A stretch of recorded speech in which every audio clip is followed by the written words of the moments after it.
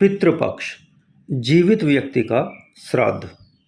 ज्येष्ठ भारत, श्रेष्ठ भारत, अंधकार से प्रकाश की ओर, आओ चलें वेदों की ओर। मैं मुकेश आर्य। श्रेष्ठ भारत में आज का विषय है जीवित व्यक्ति का श्राद्ध। आज का विषय है श्राद्ध करें या ना करें, श्राद्ध क्या होता है, क्या जीवित व्यक्ति का भी श्राद्ध हो सकता है। आज का प्रश्न बहुत अच्छा है। यह श्राद्ध और पितृ के संबंध में है। श्राद्ध करना चाहिए व नहीं, आज इसी विषय पर बात करते हैं। श्राद्ध जीवित प्राणी का होना चाहिए अथवा मृत प्राणी का होना चाहिए, आज इस पर भी बात करते हैं। तो सबसे पहले मैं ये कहूँगा कि श्राद्ध करना चाहिए।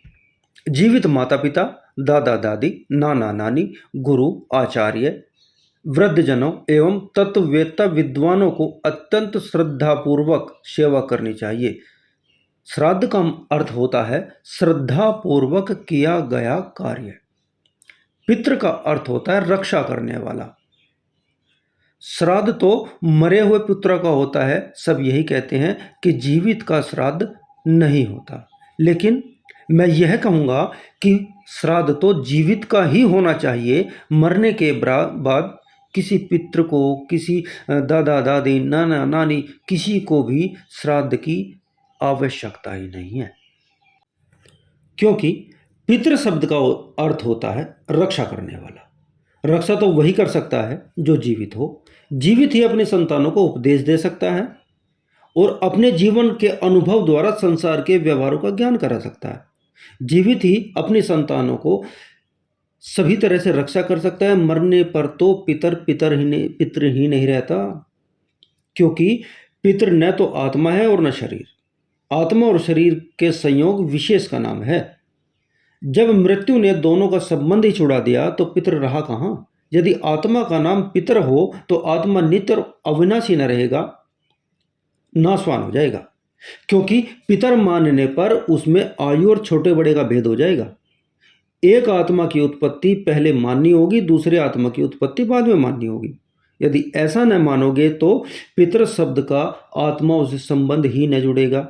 जब संबंध ही न जुड़ेगा तो श्राद्ध किसका किया और क्यों किया। फिर आत्मा को तो सभी लोग अविनाशी मानते हैं, अतः उसमें आयु का और छोटे बड़े का भेद नहीं हो सकता। रहा शरीर, उसको भी पितर नहीं कह सकते। प्रथम तो आत्मा के निकलते ही शरीर की संज्ञा शव कर दी जाती है। शव मृत शरीर को कहते हैं। दूसरे, यदि शरीर पितर होता तो उसे दबाने और जलाने को भारी पाप लगता, क्योंकि मरने पर या तो शरीर को दबा दिया जाता है या जला दिया जाता है।